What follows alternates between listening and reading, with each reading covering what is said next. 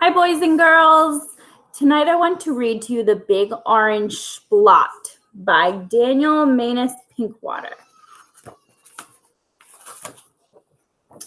Big Orange Splot. Mr. Plumbean lived on a street where all the houses were the same. He liked it that way. So did everybody else on Mr. Plumbean's street. This is a neat street, they would say. Then one day, a seagull flew over Mr. Plumbean's house. He was carrying a can of bright orange paint. No one knows why. And he dropped the can, no one knows why, right over Mr. Plumbean's house. It made a big orange splot on Mr. Plumbean's house. Oh, too bad, everybody said. Mr. Plumbean will have to paint his house again. I suppose I will, said Mr. Plumbean. But he didn't paint his house right away.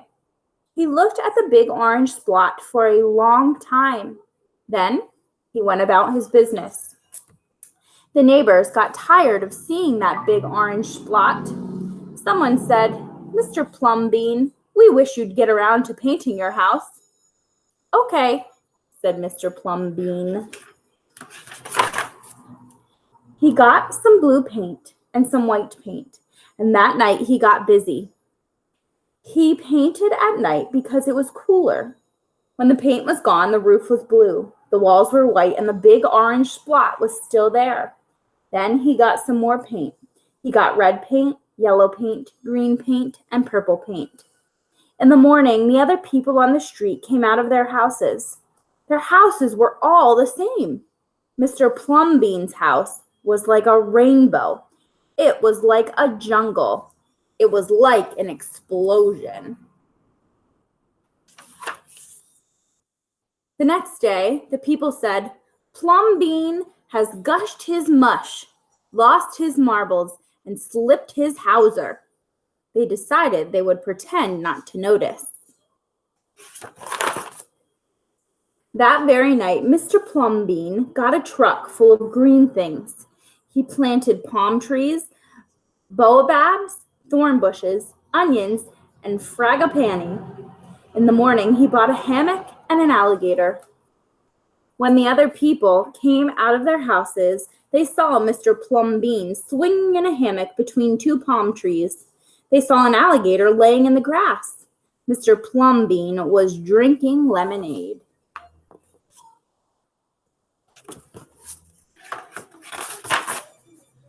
Plumbean has gone too far. This used to be a neat street. Plumbean, what have you done to your house? The people shouted. My house is me, and I am it. My house is where I like to be, and it looks like all my dreams, Mr. Plumbean said. The people went away. They asked the man who lived next door to Mr. Plumbean to go and have a talk with him. Tell him that we all liked it here before he changed his house. Tell him that his house has to be the same as ours so we can have a neat street.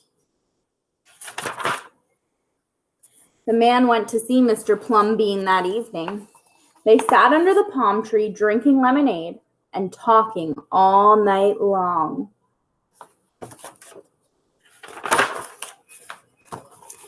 Early the next morning, the man went out to get lumber and rope and nails and paint.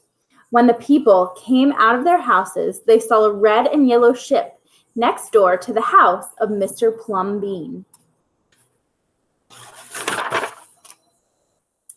What have you done to your house? They shouted at the man. My house is me, and I am it. My house is where I like to be, and it looks like all my dreams, said the man, who had always loved ships. He's just like Plumbean, the people said.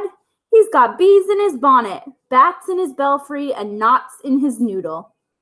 Then one by one, they went to see Mr. Plumbean late at night. They would sit under the palm trees and drink lemonade and talk about their dreams. And whenever anybody visited Mr. Plumbean's house, the very next day that person would set about changing his own house to fit his dreams. We have a hot air balloon house and a mansion castle house. And another type of castle, like a monument house.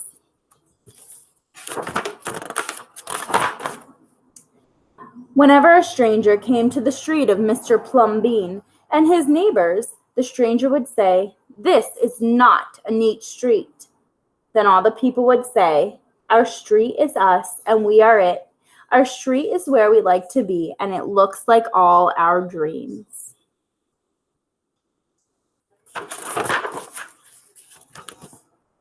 The end. I hope you all have some good dreams tonight, boys and girls.